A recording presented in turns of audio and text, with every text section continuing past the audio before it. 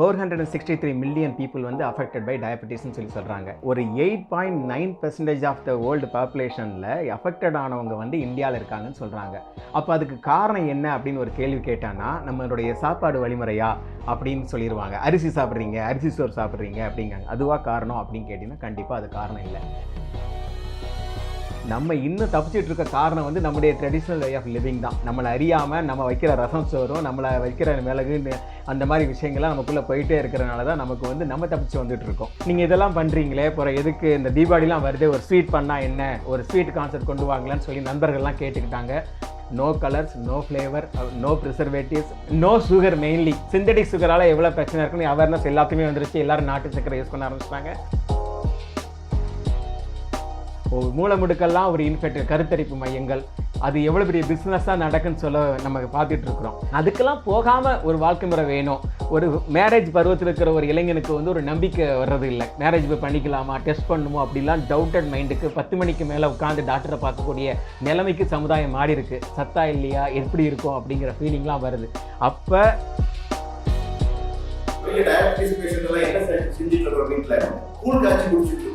என்ன பொருள்? ராகி பொருள். இயற்கையான பொருட்களை பார்த்து அதை முளை கட்டி இயற்கையான இனிப்புகளை சேர்த்து குழந்தைகள் முதல் பெரியவர்கள் வரை மிகச்சிறந்த ஊட்டச்சத்துக்கள் அடங்கிய சுகாதாரமான தரமான நமது தயாரிப்பு தான் இந்த ஆரோக்கியம்.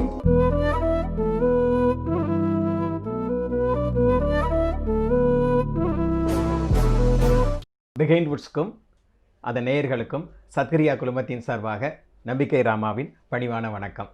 சத்கிரியா அப்படின்னு கேட்டிங்கன்னா, சத் கிரியா அப்படின்னு 2 வார்த்தை காம்பினேஷன் எடுத்துக்கிட்டிங்கன்னா, சத்னா நல்ல, சிறப்பான அப்படிங்கிற மீனிங். சத் சங்கம் சொல்கிறாங்க இல்லையா, அந்த மாதிரி சத் சங்கம், நல்ல ஒரு சேர்க்கை அந்த மாதிரி. ஸோ சத்கிரியான்னு சொல்லும்போது நல்ல இணக்கமான செயல்கள், positivity, respect, giving respect, charity அப்படின்னு நிறைய மீனிங் சொல்லிட்டு போகலாம். ஒரு டிக்ஷனரி மீனிங் பார்த்தீங்கன்னா சான்ஸ்கிரிட் வார்த்தை இது வரும். ஸோ அந்த அடிப்படையில் சத்கிரியா அப்படிங்கிற காம்பினேஷன் வந்து நாங்கள் இதை உருவாக்கியிருக்கோம். ட்ரெடிஷ்னல் வே ஆஃப் லிவிங் அப்படிங்கிற கான்செப்ட் உருவாகிறதுக்கு காரணம் அப்படிங்கிறத பார்க்கும்போது, இந்த traditional way of living is tagline for the சத்கிரியாவோட டேக்லைன். இப்போ இன்டர்நேஷ்னல் டயபெட்டிஸ் ஃபெடரேஷன் அதோட ரிப்போர்ட்டை பார்த்தீங்கன்னா 2020 இன்டர்நேஷ்னல் ஃபெடரேஷன் IDF அதோட ரிப்போர்ட்டை பார்த்தீங்கன்னா கிட்டத்தட்ட 463 மில்லியன் பீப்புள் வந்து அஃபெக்டட் பை டயபெட்டிஸ்ன்னு சொல்லி சொல்கிறாங்க. அதில் 88 மில்லியன் பீப்புள் வந்து பார்த்திங்கன்னா சவுத் ஏசியா, அதில் 77 மில்லியன் பீப்புள்னு இந்தியா அப்படின்னு சொல்கிறாங்க. அப்போ ஓவரால் பிக்சர் பார்த்தா ஒரு 8.9% ஆஃப் த வேர்ல்டு பாப்புலேஷனில் அஃபெக்டட் ஆனவங்க வந்து இந்தியாவில் இருக்காங்கன்னு சொல்கிறாங்க. அப்போ அதுக்கு காரணம் என்ன அப்படின்னு ஒரு கேள்வி கேட்டான்னா, நம்மளுடைய சாப்பாடு வழிமுறையா அப்படின்னு சொல்லிடுவாங்க. அரிசி சாப்பிட்றீங்க, அரிசி சோறு சாப்பிட்றீங்க அப்படிங்காங்க. அதுவாக காரணம் அப்படின்னு கேட்டிங்கன்னா கண்டிப்பாக அது காரணம் இல்லை. அப்போ அது காரணம் இல்லைன்னா உண்மையான காரணம் என்ன இப்படின்னு ஒரு ஆராய்ச்சியின் அடிப்படையில் போக போக அதை பற்றி யோசிக்க ஆரம்பிக்கும் போது வந்த ஒரு கான்செப்ட் தான் ட்ரெடிஷ்னல் வே ஆஃப் லிவிங்கிறது. எங்களோட நிறைய ஆயுர்வேதிக் டாக்டர்ஸ் வந்து இணைஞ்சிருக்காங்க, அதெல்லாம் சேர்ந்து வந்திருக்காங்க. ஆனால் இந்த சத்கிரியாங்கிற கான்செப்ட் எப்படி உருவாச்சு அப்படிங்கிறத இன்னும் அதை சொல்லணும்னா ராகுல் சொன்னால் கரெக்டாக இருக்குன்னு நான் நினைக்கிறேன். வணக்கம், நான் வந்து ஸ்ரீராகுல், இந்த கம்பெனியோட ஒன் ஆஃப் த டைரக்டர். இது ஆக்சுவலாக இப்போ சார் பேசுனதை கேட்டிருப்பீங்க. இது வந்து எப்படி உருவாச்சுன்றதுன்னு பார்த்தீங்கன்னா, இப்போ நான் வந்து பாட்டி தாத்தாலாம் பார்த்துருக்கோம் நம்ம பல. ஸோ அவங்க வந்து இந்த டைம்லேயும் எப்படி இவ்வளோ ஆக்டிவாக இருக்காங்கன்றதை வந்து நம்ம யோசிக்கும் போது தான் இந்த இது கான்செப்ட் உருவாகிறதுக்கான முக்கியமான காரணமாக இருந்துச்சு. ஆக்சுவலாக என்னென்னா, இப்போ நம்ம சாப்பிட்ற பொருளோ என்ன சாப்பிட்றோமோ எல்லாமே நம்ம சாப்பிட்றது வந்து கரெக்டாக தான் சாப்பிட்றோன்னு நினச்சிட்டு இருக்காங்க. பட் என்னென்னா, கரெக்டான பொருளை தான் சாப்பிட்றோமா, கரெக்டான டைமில் சாப்பிட்றோமான்றது நிறைய பேருக்கான கேள்விக்குறியாக தான் இருக்குது. ஸோ அந்த விஷயத்தில் பார்க்கும்போது என்ன மிஸ் ஆகுதுன்றனா, எஜுகேஷன் தான் மிஸ் ஆகுது. இந்த சாப்பிட்ற பொருள் என்ன சாப்பிட்ணும், எப்படி சாப்பிட்ணுன்றது மிஸ் ஆகுது. ஸோ இதை வந்து நம்ம எங்கன்னா சின்ன வயசுலேருந்து கரெக்ட் பண்ணணும். ஸோ அது சின்ன வயசுலேருந்து கரெக்ட் பண்ணும்போது நம்மளுக்கு ஆட்டோமேட்டிக்காக நம்மளோட லைஃப் ஸ்டைல் வந்து சேஞ்ச் ஆகும். நம்ம இன்னும் ரொம்ப வருஷம் வாழ்கிறதுக்கான சாத்தியக்கூறிகள் அதிகமாக இருக்கும். ஸ்வீட்டுன்னு எடுத்துக்கிட்டிங்க அப்படின்னு பார்த்தீங்கன்னா நிறைய வெரைட்டி ஆஃப் இது இருக்குது. அப்போ அதாவது அரிசி வகையில் திணை, கம்பு, கேழ்வரகு இந்த மாதிரி எடுத்துக்கிட்டிங்கன்னா அதில் வந்து இயல்பாகவே நிறைய சத்து குணங்கள் இருக்குது. அந்த ஸ்வீட்டில் எதை சேர்த்தா என்ன மருத்துவ குணம் இருக்குது, அது எப்படி உங்கள் மருத்துவத்துக்கு பயன்படுது அப்படிங்கிற ஆஸ்பெக்ட்லேயும் டிசைன் பண்ணியிருக்கோம் இதை. அப்போ புதுசாக வரக்கூடிய ப்ராடக்ட் பார்த்தீங்கன்னா ஆயுர் டியூன் அப்படிங்கிற ப்ராடக்ட்டை தான் இப்போ வந்து நம்ம வந்து ரெடி பண்ணியிருக்கோம். தீபாவளி கழிஞ்சு அது வெகு சீக்கிரத்தில் வரப்போகுது. அதுக்கான டிஸ்ட்ரிபியூட்டர்ஸ், அது விரும்புகிறவங்க அப்படிலாம் நம்மளோட கனெக்ட் பண்ணிட்டு இருக்காங்க. குழந்தைங்கிட்ட இது கொடுக்கும்போது சில குழந்தைங்க வந்து பால் சாப்பிடாதுங்க. இதை கொடுத்தோன்னா நாங்கள் டெஸ்ட் பண்ணி பார்க்குறச்ச வந்து ரொம்ப லைக் பண்ணி குடிக்க ஆரம்பிச்சிருதுங்க. அதுக்கு தேவையானது பேலன்ஸ் ஃபுட்டு கிடைச்சிருது. நமது ஆயுர் டியூன்ல இருக்கக்கூடிய இனிப்பானது இயற்கையாக இறைவனால் அருளப்பட்டது. இயற்கையான ஒரு இனிப்பு. எப்படி ஒரு கருப்பட்டியில் இருக்கக்கூடிய இனிப்பானது உடலுக்கு போஷாக்கா இருக்குது, ஒரு கரும்பில் இருக்கக்கூடிய இனிப்பானது போஷாக்கா இருக்குது, ஒரு தென்னை மரத்திலிருந்து கிடைக்கிற இனிப்பானது போஷாக்கானது. இந்த மாதிரியான இயற்கையான இனிப்புகளோடு சேர்ந்து செய்யப்பட்டது நமது ஆயுர் டியூன். முக்கியமாக ப்ரிசர்வேட்டிவ் சேர்க்கப்படாது.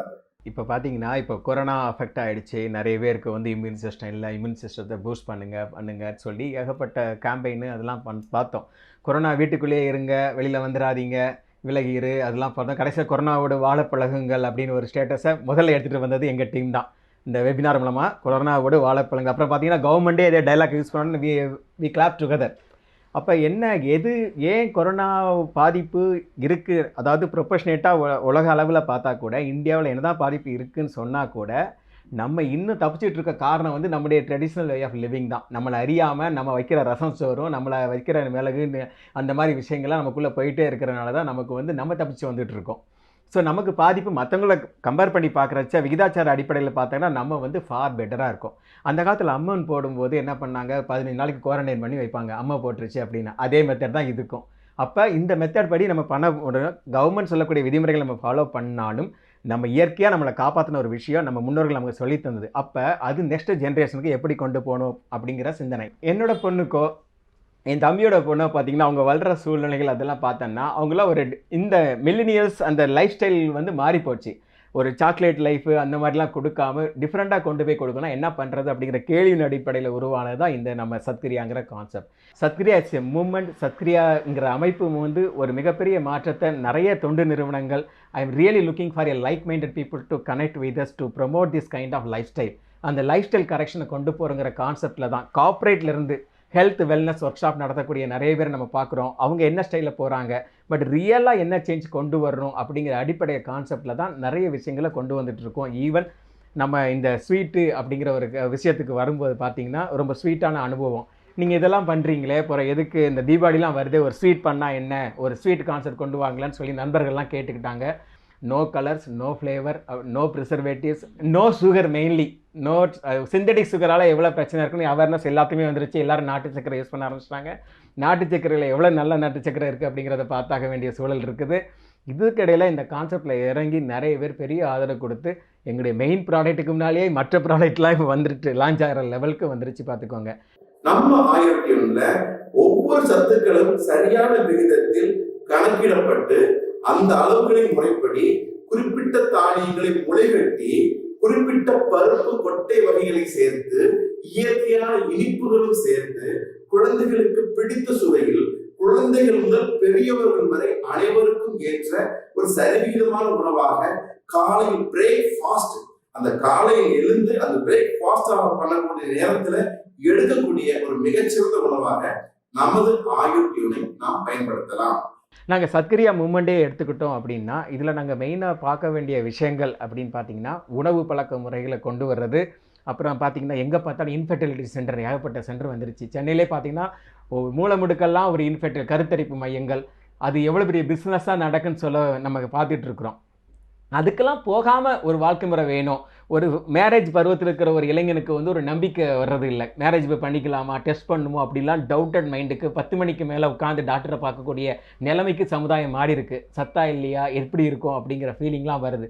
அப்போ நம்ம ஒரு உண்மையிலே ஒரு குவாலிட்டி லைஃப் ஸ்டைல் நம்ம வாழணும்னா என்ன பண்ணணும் அப்படிங்கிற எஜுகேஷன் சிஸ்டமும் ஆன்லைன் எஜுகேஷன் சிஸ்டமும் நம்ம சத்கிரியாவில் கொண்டு வரோம். People login to the website, ஃப்ரீயாக அதை படிச்சுக்கலாம். ஸோ அந்த மாதிரி கான்செப்ட்டுக்கு நம்ம வந்து மூவ் பண்ணுறோம். இதுக்கு நிறைய டாக்டர்ஸ் நம்மளோட ஓகே சொல்லியிருக்காங்க.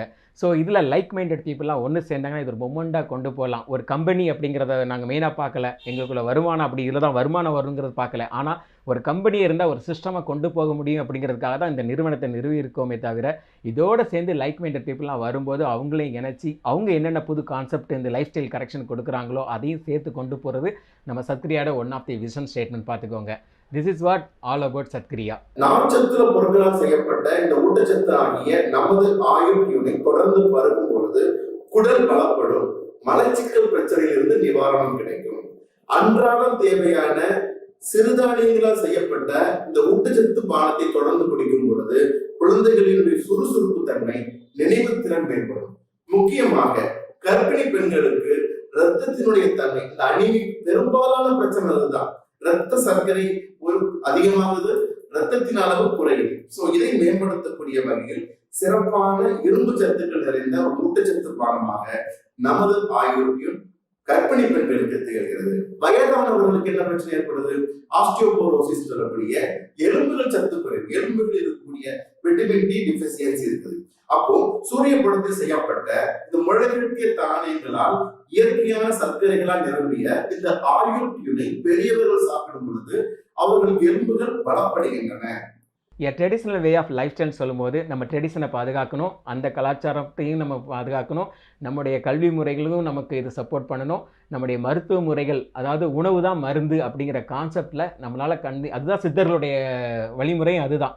ஸோ அந்த அடிப்படையில் வர்றோம். நாங்கள் ப்ராடக்ட்டுக்கு தேவையான இந்த ஸ்வீட்டுங்கிறது மட்டும் பொருள் கிடையாது, ஃபுட் சப்ளிமெண்ட்ஸ், இன்னும் நிறைய விஷயங்கள் ப்ராடக்ட்ஸ் கூட கொண்டு வர போகிறோம். அப்படி கொண்டு வரச்ச இதுக்கெல்லாம் அடிப்படை ப்ரொக்யூர்மெண்ட் எல்லாமே டைரெக்டாக ஃபார்மரை போய் நம்ம பண்ணுறோம். டைரெக்டாக ஃபார்மஸ்ட்டாக அவங்க ஆர்கானிக் லெவலில் அவங்களுக்கு மாற்றி ஆர்கானிக் லெவல் எஜுகேஷன் கொடுத்து, நம்மகிட்ட ஜியாலஜிஸ்ட் இருக்காங்க, டாக்டர்ஸ் இருக்காங்க, சயின்டிஸ்ட் இருக்காங்க, அசோசியேட் பண்ணவங்கலாம் இருக்காங்க, நமக்கு கைட் பண்ணுறதுக்கு நிறைய பேர் இருக்காங்க.